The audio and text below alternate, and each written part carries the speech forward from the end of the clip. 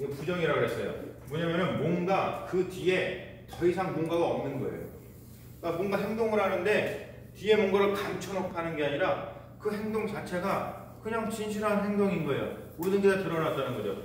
여러분 그게 안 되면은 공동체 세워지지를 않아요. 그럼 뭔가를 할 때 그 뒤에다가 뭔가를 감춰놓고서는 얘기를 하고 그 뒤에다가 뭔가를 감춰놓고 행동을 하는 것만큼 굉장히 사람을 불안하게 하고 관계를 파괴하는 게 어디 있습니까? 진실하게 해야 됩니다. 그렇죠?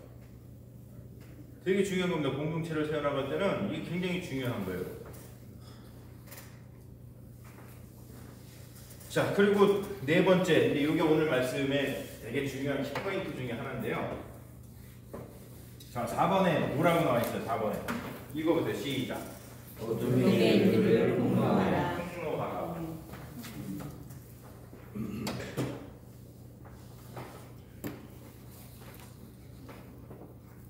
자, 어둠의 일을 폭로하라. 자, 이게 이 성경에는요, 이게 원래 이제 책망하다로 나와요. 책망하다. 책망하다. 여기 보면은 11절 말에 너희는 열매 없는 어둠의 일에 참여하지 말고 도리어 책망하라 라고 나옵니다. 그런데 이게 엘렌코라고 하는 말이거든요.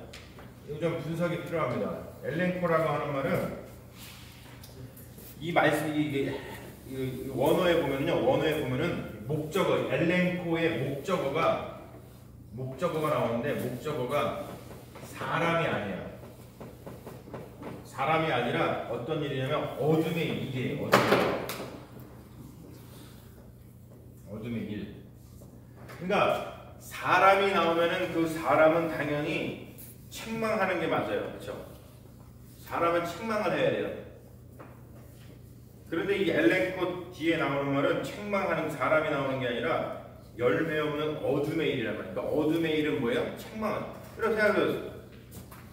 어둠에 일이 있는데 뭐 얘를 책망하면 얘가 뭐 알아듣냐고요. 그렇죠? 이건 어떻게 해야 돼요? 폭로해야 되는 거예요. 폭로해야 되는 거예요. 이 두 개의 뜻이 이것을 잘 구분하는 게 굉장히 중요한 거거든요. 그러니까 어둠의 일을 행하는 사람들을 책망하는 것이 아니라 그들이 하는 어둠의 일을 폭로하는 거예요.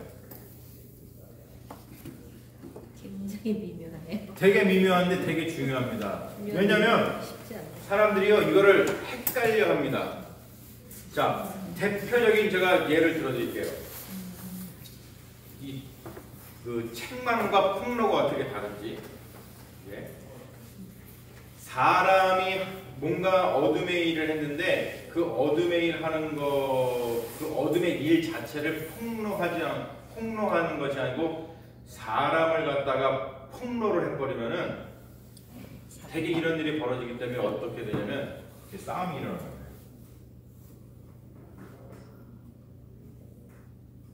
자, 복음서에 보면은 재미난 얘기가 나오죠. 요셉하고 누구? 마리아 뭐한 사이? 정혼한 사이. 결혼한 사이가 아니에요.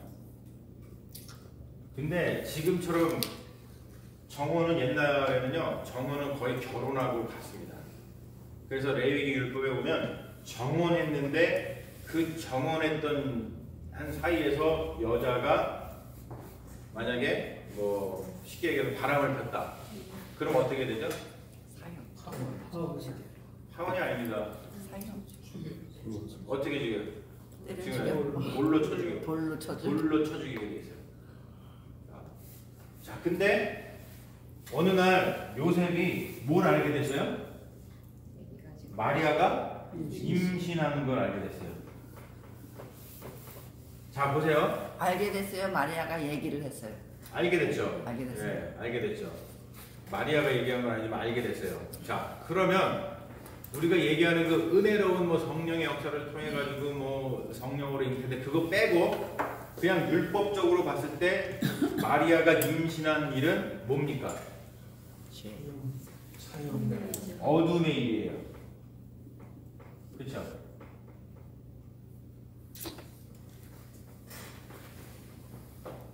자, 그런데 요셉이 여기서 굉장히 지혜롭게 한단 말이에요. 요셉은요, 조용히 끊고 어둠의 일을 갖다가 폭로를 한 게 아니고 어떻게 했냐면 자기 마리아, 자기의 사랑하는 정원자를 책망합니다. 어떻게 책망하죠? 지금 권사님이 얘기했거든. 조용히 끊고자 했어요. 조용히 끊고자 한 행동이 뭐냐면 그게 책망인 거예요. 근데 만약에 그렇지 않고 조용히 끊고자 해서 관계가 끊어졌어요. 근데 나중에 이 여자가 임신했다는 거 알게 되면 결국 사회에서 다 알게 되는 거 아니에요? 그렇죠. 네, 알게 되죠. 어둠의 일이 폭로가 되면은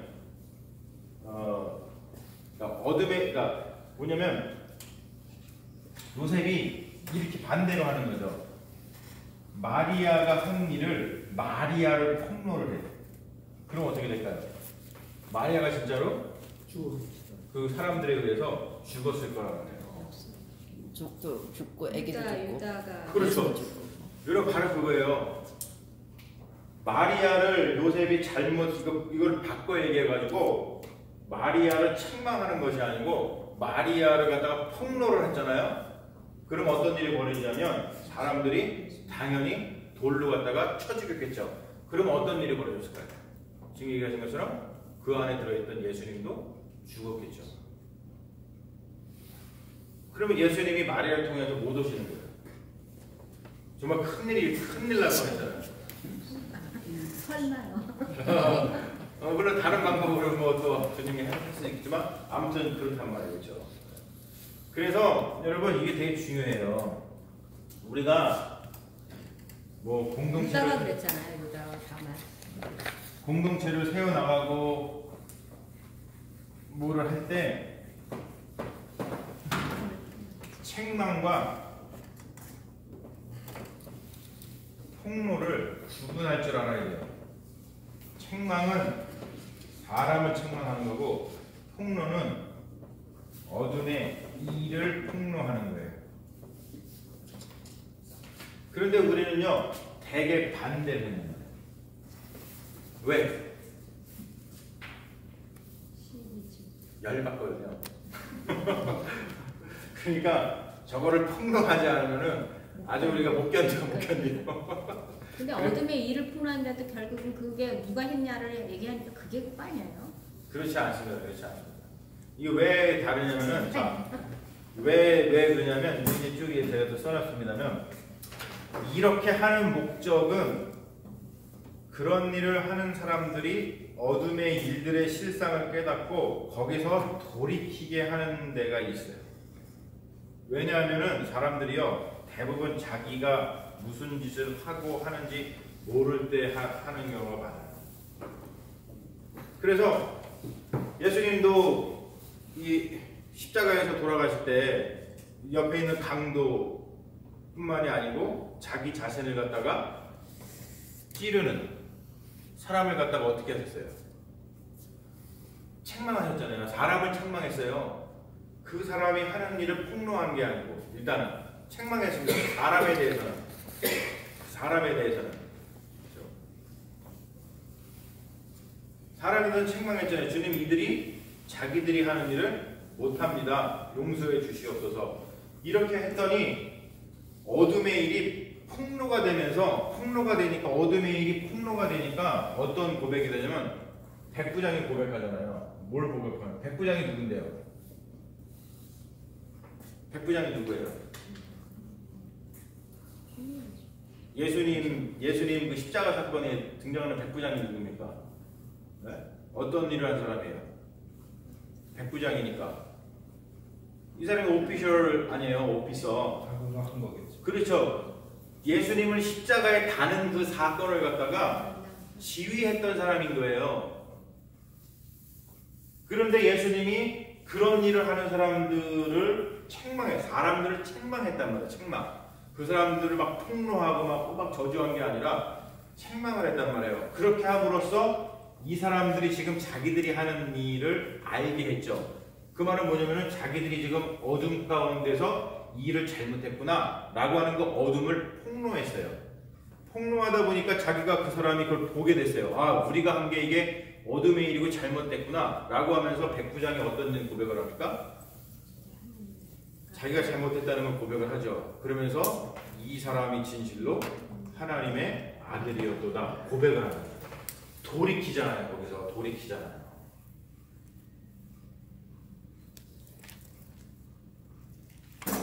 대부분의 사람들은 무지해서 어둠의 일을 합니다. 무지하기 때문에 모르니까.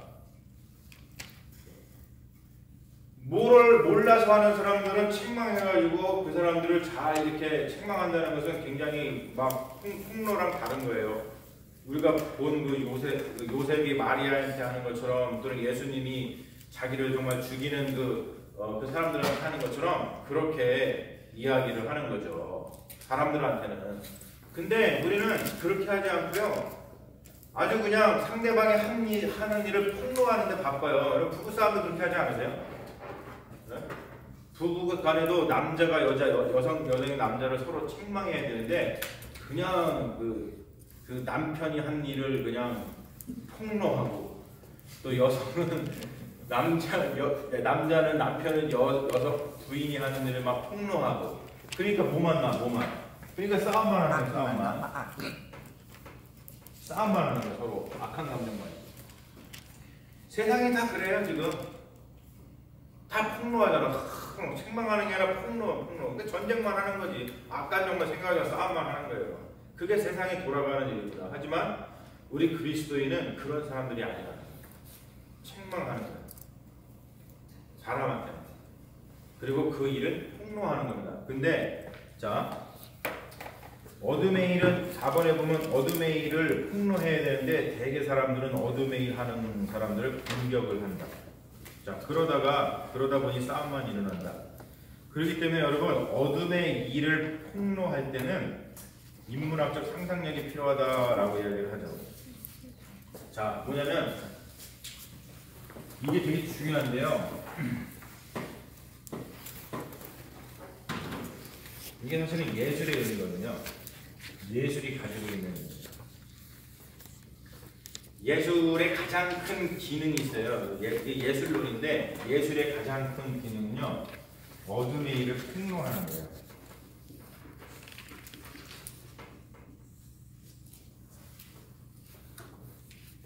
그게 예술이 가지고 있는 가장 큰 기능이거든요.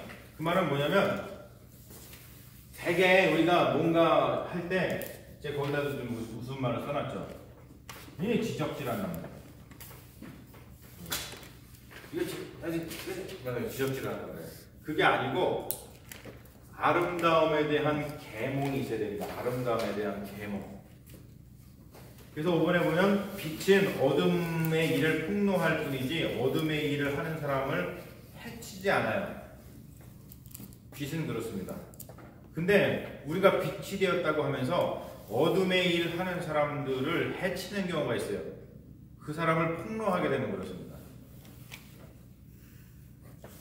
그리고 6번에 보면 빛은 어둠의 일, 죄를 폭로하는 역할뿐만이 아니라 변화를 일으키는 긍정적인 역할을 하는데 7번이 중요합니다. 뭐냐면 그리스도인은 스스로 빛이 되어서 어둠의 일을 폭로한다는 거예요.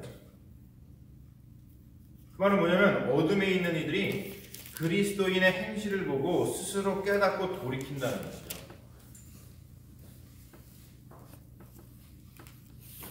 굉장히 쉽지 않지만 굉장히 중요한 겁니다. 우리가 이 원리를 까먹으면, 이 원리를 놓쳐버리면 뭐가 깨지냐면 공동체가 깨져요.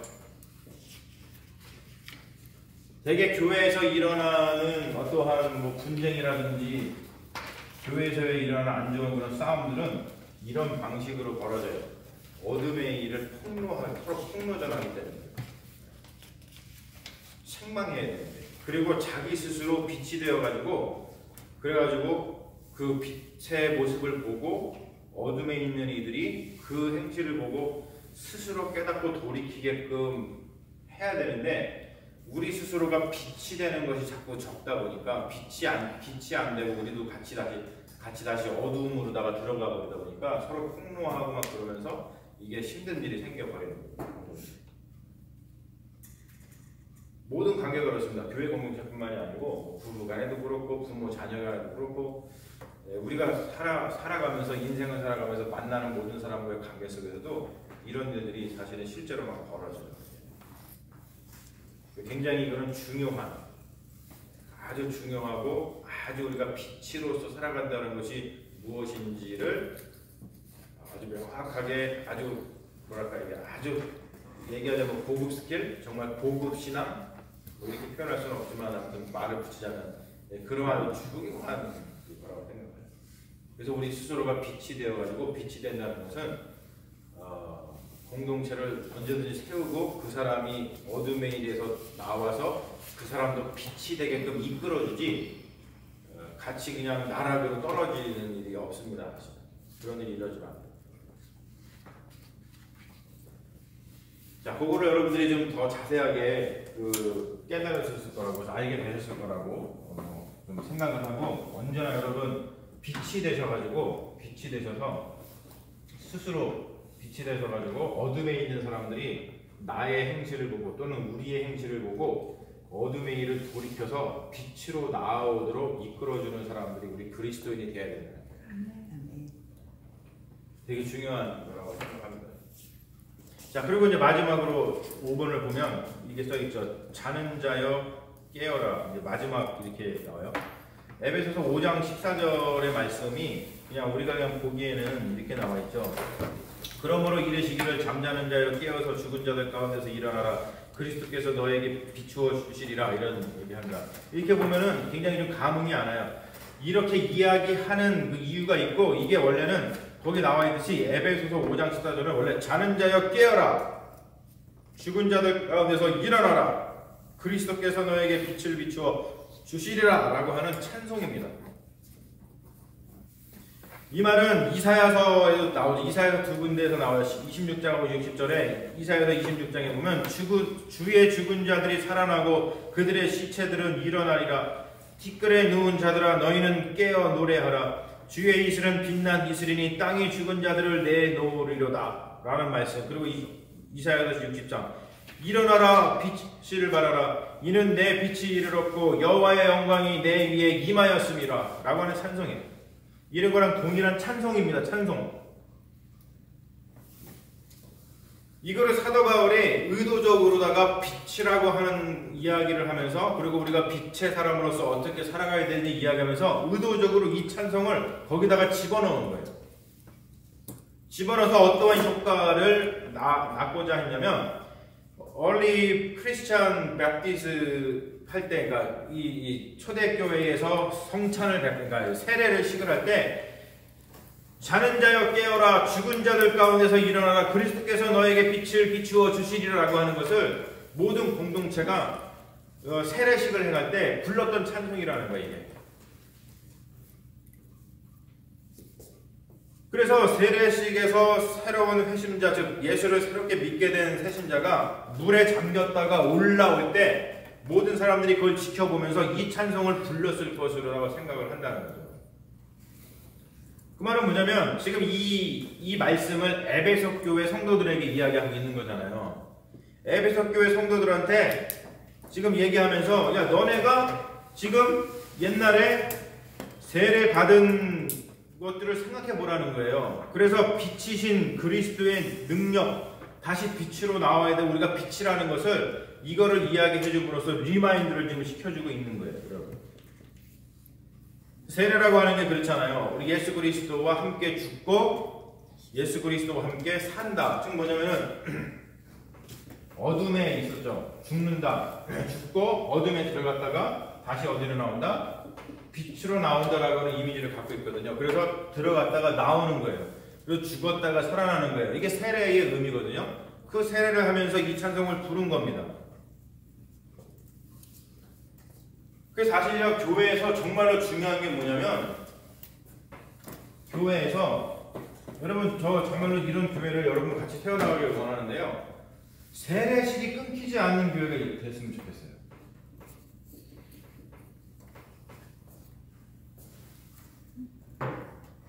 세례식을 통해서 우리가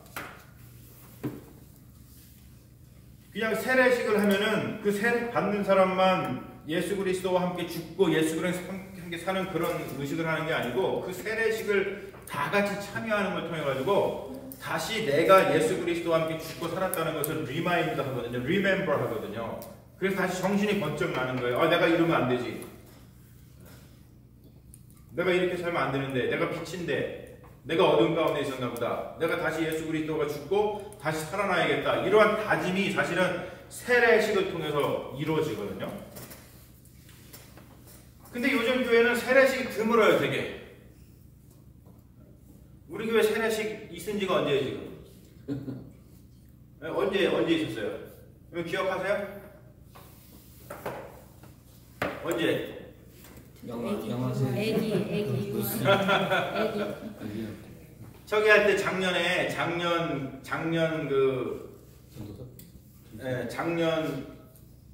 벌써 1년 반 된 거예요. 그러니까 그 부활절 때 심세별 전사님 아들 예준이 그때 세례식 했잖아요. 그렇죠? 그건 유아 세례였단 말이에요. 유아 세례는 조금 자기 의지로 한 게 아니니까. 유아 세례는 조금 다른 의미를 가져요. 지금 얘기한 조금 다른 의미를 가져요. 그러다 보니까 이게 더 이렇게 우리에게 막 다가오지는 않습니다. 그러니까 요즘에는 세례식이 교회에 드물다 보니까 어떤 현상이 같이 일어나냐면 내가 예수와 함께 죽었다가 살아난 건지 내가 지금 어둠에 있는지 빛이 있는지 서로 지금 모르는 거야 이게. 왜냐면 뭐 쇼크가 없으니까요. 이게.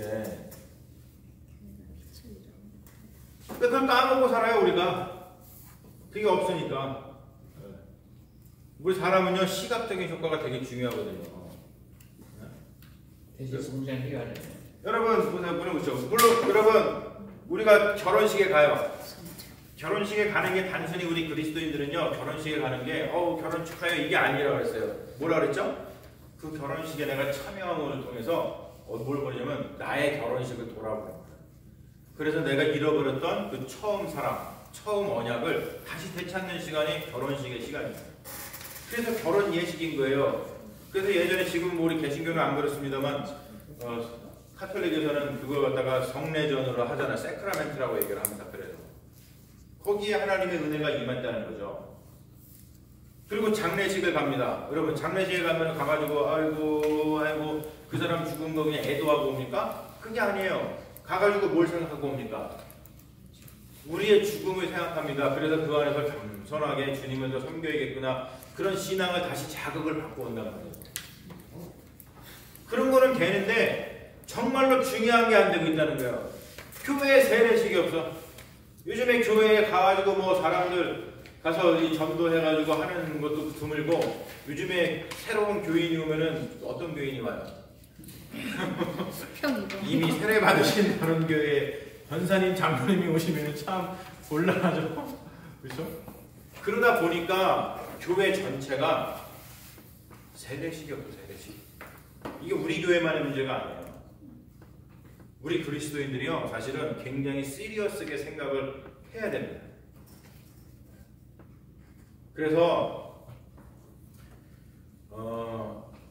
이러한 그 신앙의 규범을 우리가 좀 생각하는 게 되게 중요합니다. 그래서 우리가 이 세례식이 계속 교회에서 끊이지 않고 있는 게 중요하구나 라는 것을 알고 전도를 할 때 믿지 않는 분들 그런 분들을 계속 주님 품으로다가 이렇게 우리 스스로가 빛이 되어서 그들이 지금 어둠 가운데 있다는 것을 스스로 깨달을 수 있도록 폭로해야 돼요. 폭로한다는 게 우리가 막 말로다가 막 지적질하는 게 아니라 그랬죠. 당신이 지금 어둠 가운데 있다는 것은 내 스스로가 우리 그리스도인들이 빛으로 살아가는 모습을 보면서 그들이 스스로 깨달을 수 있도록 내가 그렇게 빛으로 살아가야 되는 거예요. 자, 그 말은 뭐냐면은 반대로 얘기해가지고 요즘에 이렇게 자기가 어둠 안에 있다는 것을 깨닫지 못하고 이 인도되는 새로운 그 세례를 받을 만한 그러한 사람들이 없는 이유는 반대로 얘기해가지고 우리 그리스도인들이 빛으로 살아가고 있지 못하다는 증거이기도 해요. 그러니까 우리 다 회개해야 돼요. 회개. 우리 이 말씀 들었으니까 내일 주일 예배 드릴 때 우리 엄청 회개하자고요.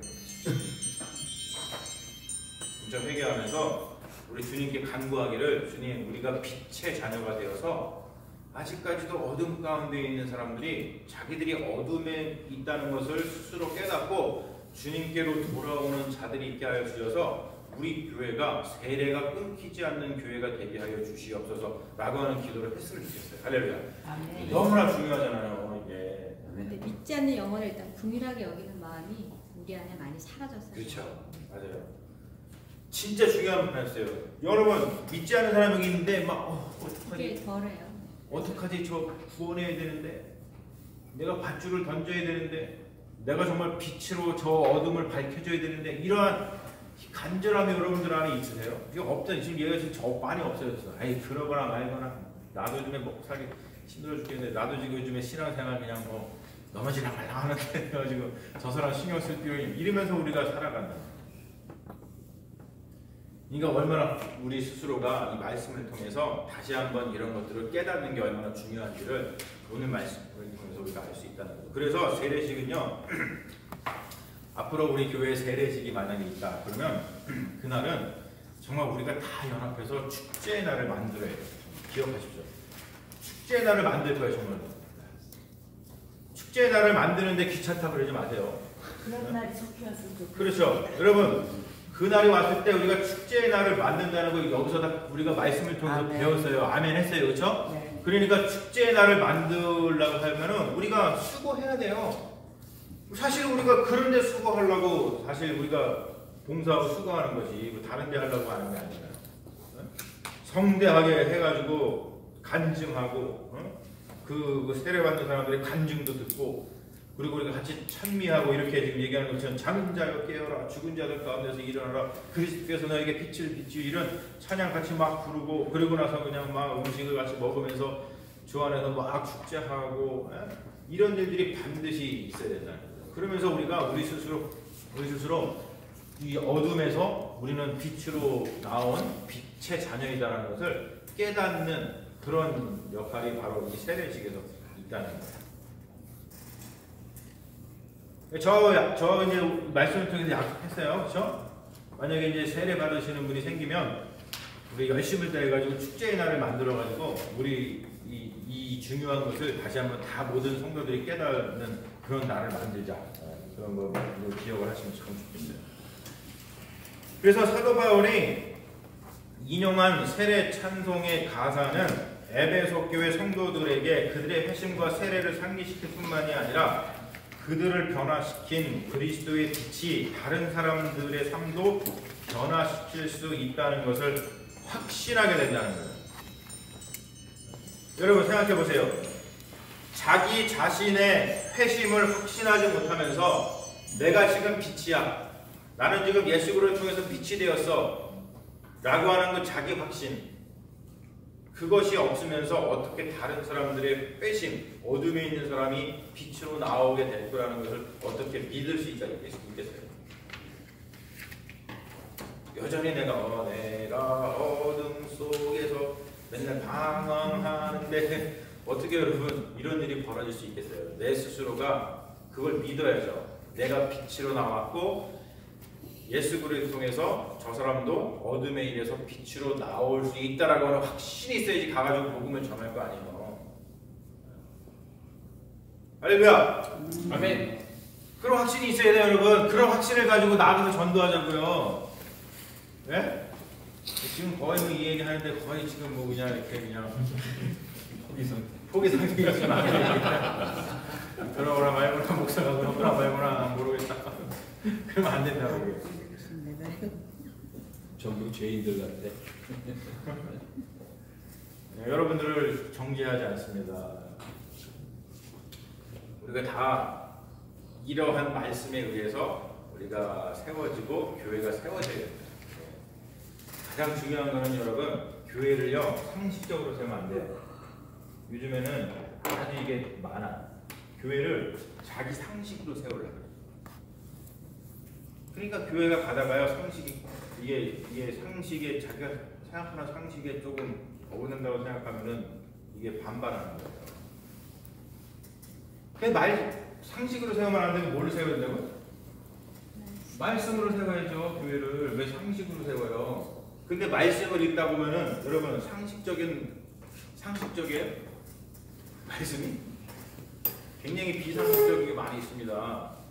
그렇죠? 그러다 보면은요 뭔가가 딱 뭐 교회를 세워내다가 보면은 상식적으로 세우다 보면은 비상식적인 일을 했을 때 여기 상식이 버금나는데 그리고서는 이게 참여를 안 하거나 아니면은 그 어려움을 뛰어넘지를 못해요. 상식이 어긋나고. 그 일례를 들어가지고 아브라함 같은 이야기. 이게 한 민족을 잃어가고 하나님의 백성을 잃어가는데 갑자기 본인이 아들 주시겠다고 해서 이삭을 줬는데 갑자기 뭐하라 그래? 갑자기 또 바치라 그러네? 그러면 상식적으로 얘기했을 때 뭐야 이거 줬다 뺐다 이거 지금 장난치나? 하나님이? 그리고서 못 넘긴단 말이에요. 이걸 못 넘겨. 이 스탬프를 못 넘어. 그런데 말씀으로 세워나가는 사람들은 이삭을 바치잖아요. 그러니까 어떤 일이 벌어져요? 넘어서가지고 이삭도 살고 아브라함도 믿음의 조상이 되고 하나님께서 큰 복을 주셔가지고 정말로 그 말씀이 이루어지잖아요. 여러분 교회는 상식으로 세우면 절대 안 돼요. 요즘에 교회가 너무 교회를 상식으로 세워. 상식. 그냥 세상이 가지고 있는 도덕,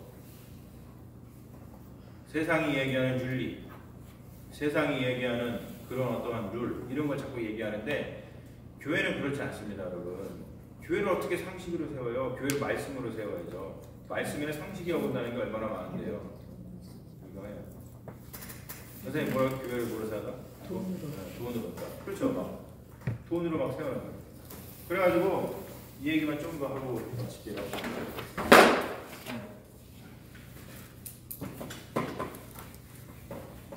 요즘 교회가 실패하는 이유들이 있어요. 지금 먼저 말씀하셨지만 그런 교회, 상식으로 세우는 교회를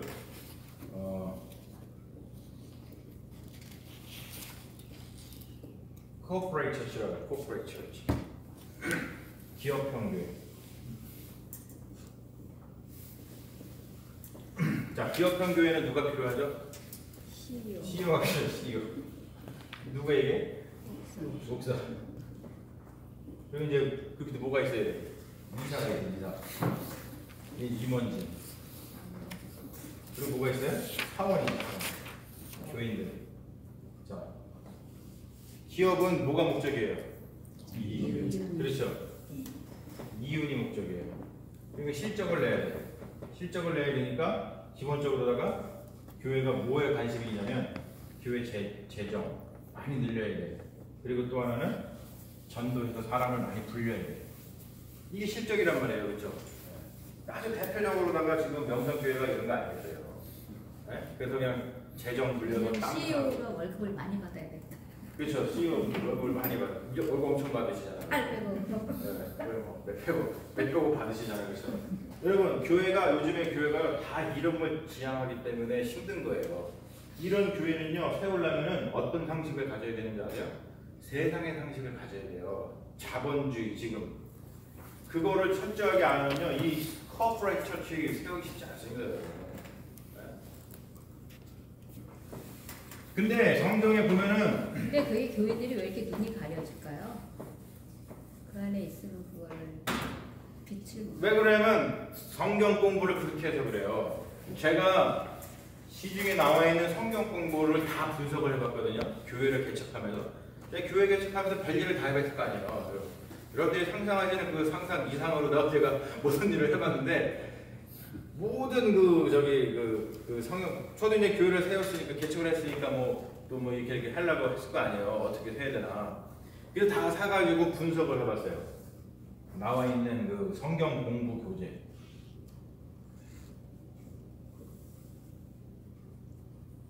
공통점이 한 가지 있습니다. 뭔지 아세요?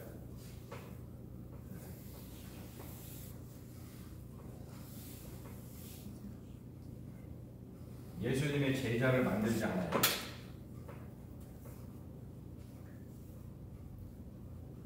뭘 만들까요? 목사님의 제자. 그렇죠. 자기 제자. CEO, 교회 corporate church CEO인 목사와 함께 어떻게 하면은 이 교회를 코퍼레이트 처치를 만들 수 있을까라고 하는 자기가 거친 말로다가 써서 죄송한데 그냥 확 바뀌시라고 그런 거예요. 거친 말을 써서 죄송한데 똘만이 만드는 경우가 많아요. 되게 그렇습니다. 성경 공부가 분석을 해봅니다. 여러분 우리가요 진짜 이런 게 아니고 이렇게 우리가 정말 성경을 들어가서 성경 공부를 하잖아요. 무슨 뭐 주제를 갖고서는 뭐 교회를 세우려면 이렇게 해야 됩니다. 권사는 이렇게 행동을 하셔야죠. 집사는 이렇게 행동해야 돼요. 주일날은 이렇게 지켜야 됩니다. 11조는 이렇게 해야 되는 겁니다. 이게 아니고 제 성경에 들어가서 보잖아요. 지금 우리가 그렇게 하는 이유가 뭐냐면 뭐 때문에 그러냐면 성경에 보면은 예수님을 만나면 누가 돼요? 예수님의 제자가 되더라는 거예요. 이 제자를 통해서 세워지는 교회는 코퍼레이트 처치가 아닙니다. 무슨 처치가 세워지죠? 영어로 하면 미셔널 처치가 세워져요. 이게 상식 아니에요? 그렇죠? 제자는 미셔널 처치를 세우는데 제자가 아닌 사람은 코퍼레이트 처치를 세웁니다. 여러분 제가 여러분들하고 함께 교회를 세워나갈 때 코퍼레이트 처치가 아니고 미셔널 처치를 세워나가기를 원해요. 진짜로. 그러려면 뭐냐면요. 우리 각 사람이 제자가 돼요. 제자가. 예수 그리스도의 제자가 돼야 돼요. 진짜로. 예수를 만나야죠. 예수를 만나서 내가 빛의 경험이 있어야 되는 거예요. 코퍼레이트 처치는요. 결국에는 뭐냐면 딱 어디까지만 일하냐면 자기의 상식.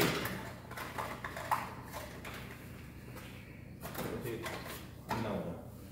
자기 상식까지만 일해요. 상식. 사실은요. 이거 세우는 게 더 편하고 좋아요. 이거가 되게 어렵습니다. 미셔널 처치. 여기까지는요. 자기 그냥 어디까지만 자기 할 도리만 하면 돼. 근데 여러분 미셔널 처치는요. 어디까지 해야 되는지 아시죠? 어떻게 해야 돼요? 그렇죠. 목숨을 내야 돼. 목숨을 내야 돼. 아가페라 그랬잖아요. 아까 희생적 사랑. 이게 없으면 안 돼요. 그러니까 사람들이 기본적으로 뭐가 더 쉬워요? 도의. 이거가 더 쉽지. 그냥 자기 도리까지만 하는 게 쉽지. 이게 편하고. 근데 그들도 처음에는 뜻이 좋았을 거예요. 그래서 시작은. 그렇죠. 그러니까 계속해서 우리가 말씀을 통해서 새로워져야 되는 이유가 이런 거에 있는 거예요. 여러분 제가 지금 여러분들 미셔널 처치 제자가 되어서 여러분 목숨 내놓으라고 그러시면은 네, 그 목숨을 내놓으실까? 아니면은 내놓으십니다. 되게 그렇죠. 되게 저기 전쟁터 나가가지고 중대장이 돌려 앞으로 그러면은 자기만 나가. 목숨이니까 돌려 앞으로 하고 같이 하고 나가야 되는데 되게 뭐 어떻게 해요? 돌려 앞으로 그러면은 중대장 쏴주기고 도망가잖아. 그게 요즘 교회가 그러기 때문에 이게 힘이 없는 거예요. 우리가 진짜 목숨을 내놔요. 제자들처럼 무서울 게 없어요. 목숨을 내놓는 사람한테는요 이 세상에 당연할 게 없어요. 여러분 왜 우리가 목숨을 내나요? 왜 목숨을 내놓을 수 있어요? 네, 우리가 부활을 믿기 때문에 그렇습니다. 이게 제자잖아요. 근데요 되게 요즘 사람 부활을 안 믿어요. 그러니까 뭐 해야 돼? 여기서 잘 먹고 잘 살아야 되거든요. 그러니까 뭐 해요? 축적한단 말이에요. 축적. 재산을 축적한단 말이에요. 네? 제가 여러분 우리 교회의 뭐 일을 위해서 여러분 재산의 절반을 내놓으십시오. 딱 제가 강단에서 그랬을 때 여러분들 여기서 정말 재산을 딱 내놓을 수 있겠어요? 쉽지 않죠. 쉽지 않습니다. 왜? 우리가 여기서 먹고 살아야 되거든. 네? 바로 그 얘기 했을 때 벌써 뭐부터 나냐면은 집안 분란부터 나겠죠? 네? 진짜로 우리가 성경을 통해서 정말로 돼야 되는 건 뭐냐면 제자가 돼야 돼요. 이게 안 되니까 이거부터 안 되니까 아무것도 안 되는 거예요. 이게 안 되니까 아무것도 안 된다고요. 진짜로. 가장 중요한 것부터 안 되니까 안 되는 거예요. 그러다 보니까 우리가 그냥 상식적으로 도리만 하고, 그리고 지금 여기 먹고 사는 거 중요하니까 축적하면서 살아가니까 교회도 그렇고 개인 신앙도 그렇고 그러고 자기 이익을 추구하고 목숨을 내놓는 사람이어서 부활을 안 믿으니까 다 이 땅의 가치를 두고 살잖아요. 요즘에 정말 우리가 저 천국의 가치를 두고 살고 내가 부활할 거라는 걸 믿으면 목숨이 무거워한다. 이게 참 뭐 제가 말은 쉽게 하지만 쉬운 문제는 아닙니다. 하지만 우리가 이 원리를 절대로 잃어버리면 안 돼요. 그래서 제가 교회를 세우면서 여러분들하고 같이 세우고 싶은 교회는 미셔널 처치고요. 그리고 여러분들이 정말 제자가 되셨으면 좋겠어요. 그래서 여러분들이 제자가 된다는 건 오늘 말씀처럼 빛이 되는 거예요. 빛이 되면은 우리의 빛의 모습을 보고 어둠에 있는 사람들이 자기 스스로 그 일을 폭로해. 그게 우리가 빛이 되는 것 자체가 어둠의 일을 폭로하는 거예요. 그러면 그 사람들이 그걸 보고서는 아 내가 어둠에 있구나.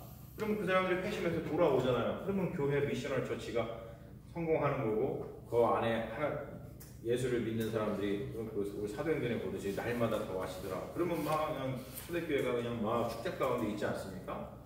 네? 그리고 네 거 내 거라 할 거 없이 그냥 서로 나누며 삶을 사니까 서로 다 풍요로워지고. 그러한 성경에 나와 있는 그런 가치와 그러한 이야기들이 왜 지금이라고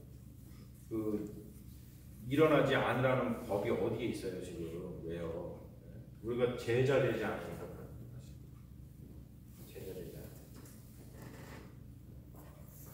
그래서 제 사명은 여기 있다고 저는 믿어요. 다시 제자 되기. 그래서 이걸 믿고 우리가 정말로 아가페 사랑을 통해서 우리의 목숨까지도 바칠 수 있는 그런 정말 레디컬한 신앙을 갖는 교회에 계셨으면 좋겠어요. 마음속에 결기가 있으니까 여러분 지금 이렇게 수련하신 거예요? 아니면 지금 목사가 이상한 소리 하고 있네 그래서 지금 그러시는 거예요? 할렐루야. 중요한 얘기 했습니다. 그러니까 마음속에 두고 앞으로 제가 이러한 일을 같이 해나갈 때 여러분 목사가 왜 저러나 그러면 안 돼요 여러분. 내가 왜 저러냐면 이래서 그래 내가 미쳐서 그래요. 제자 되려고. 책 제목도 있어요. 팬인가 제자인가. 그렇죠. 그 책 있죠. 팬인가 제자인가. 그리고 옛날에 아주 진짜 옛날에 저 고등학교 때 나왔던 책 중에 그 후안 오르티스 카를로스 목사님이 쓰신 유명한 책이죠. 제자입니다. 그렇죠. 요즘엔 너무 제자도에 대해서 고민을 안 해요. 너무 힘들어하죠. 얼마나 중요해요. 내가 이런 얘기하면은 아주 그냥 이런 얘기하면 요즘 사람 싫어하는 분들 많아요. 제자들이라는 하지 마. 실제로 그래요. 한국 교회에서요. 강남에 있는 모 교회, 서초구에 있는 모 교회, 벌떼교회가 아니고요. 거기에 있는 그 이웃 교회 중에 서초구 서초지방이잖아. 거기 아주 잘하는 거기 아주 무슨 교회라고 말은 안 하겠지만 거기에 그 상문고등학교와 서울고등학교 옆에 있는 교회가 있어요. 무슨 교회라 얘기는 안 하겠지만 그 교회는요 아예 대놓고 목사님한테 뭐라 그러냐면 전도하라고 그러지 마라. 대놓고 얘기를 해요. 제자도에 대한 얘기 하잖아요. 싫어해요. 왜 안 나온다고 그래. 그냥 내가 주일날 잘 나오고 나와서 헌금 잘 날 테니까 나보고 뭐 이렇게 하라고 그러지 마. 사람에 대해서 오해가 많다더라고요. 그러니 이게 교회가 신나요. 물론 그 교회 부자고 뭐 재산 많아요. 강남 서초구 뭐 거기에 얼마나 사람들 잘 살고 헌금 많이 내겠어요. 근데 그게 제자입니까? 다이아몬드와 금반지가 없더라도 그렇죠? 꽃반지만 있더라도 제일 중요한 게 사랑이잖아요. 버스로 돌다가 본 것 같은데. 아 그래요? 버스 잘못 들어갔고. 아 그래요? 안 보일 수가 없죠. 크니까.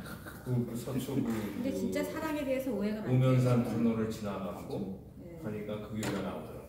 그렇죠. 자기네끼리 모여서만 하는 게 사람이라고 생각해요.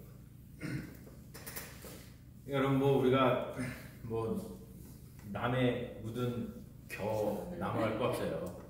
그렇죠? 우리한테는 똥 묻었다고 지금. 개들 거를 우리한테는 똥 묻었. 개들 남의 거를 눈에는 보겠습니다. 찌끌 뭐라 그럴 거 없어. 우리한테 지금 눈에는 지금 개들 볼 개들 들어 있어. 거를 보겠습니다. 그러니까 우리가 먼저 뭐 남의 볼 거 없이 우리 교회가 먼저 제자가 되고요. 그 모습을 보이면 제 소망이에요. 그래가지고 우리가 정말 제자 미션을 세워서 야 사람들이 보고 우리가 그때까지 어둠 가운데 있었구나 깨닫게 해주는 우리가 보고 빛이 아니었어요. 얼마나 좋습니까? 그런 계획을 만들어 나아가자고요, 여러분. 할렐루야. 네. 제가 앞으로 막 그래서 이거 하기 위해서 이상한 짓 하더라도 여러분 다 이해하세요. 자, 우리 같이 기도하겠습니다. 아버지 하나님 감사합니다. 오늘 하나님의 은혜 가운데에서 귀한 말씀을 우리 마음속에 받고 다른 것이 아니라 하나님의 말씀을 통해서 우리가 우리의 존재를 세워나가고 또 주님께서 피로 값주고 사신 우리 교회를 세워나가기를 원합니다.